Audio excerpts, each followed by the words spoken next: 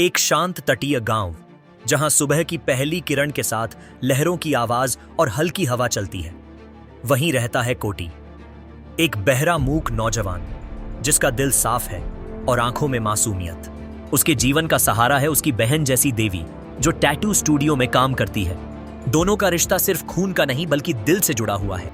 कोटी छोटी मोटी नौकरियां करता है और कोशिश करता है कि देवी को किसी भी मुश्किल से बचा सके। एक दिन कोटी को अनाथालय में सुरक्षा गार्ड की नौकरी मिलती है, जहां नेत्रहीन लड़कियां रहती हैं। शुरुआत में सब सामान्य लगता है, लेकिन जल्द ही कोटी को एहसास होता है कि कुछ लोग इस मासूमियत का गलत फायदा उठा रहे हैं। 3 ऐसे आदमी हैं जो इन नेत्रहीन लड़कियों की गरिमा और सुरक्षा के साथ खिलवाड़ कर रहे हैं। कोटी का दिल टूट जाता है, उसका खून खौलने लगता है और वह ठान लेता है कि वह इन्हें सबक सिखाएगा। पहले वह एक आदमी को पकड़कर उसकी करतूत के बदले में उसे सबके सामने अपमानित करता है, ताकि वह दोबारा ऐसा करने की हिम्मत न कर सके। फिर दूसरा मामला सामने आता है, जिसमें चर्च का एक व्यक्ति मासूमों के साथ गलत हरकत करता है। कोटी बिना किसी डर के उसके सामने खड़ा हो जाता है और उसे वहीं सबक सिखा देता है। तीसरा मामला सबसे खतरनाक होता है, जिसमें एक घिनौना शख्स बार बार लड़कियों के साथ गलत हरकत करता है।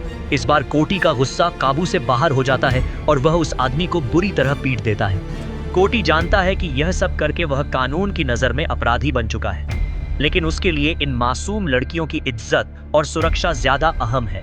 देवी को कोटी के इस रास्ते की चिंता सताने लगती है। वह डरती है कि पुलिस उसे पकड़ लेगी और वह हमेशा के लिए उससे दूर हो जाएगा। कोटी अपनी बहन को सच बताने से बचता है, क्योंकि वह नहीं चाहता कि ये बातें सुनकर वह और टूट जाए।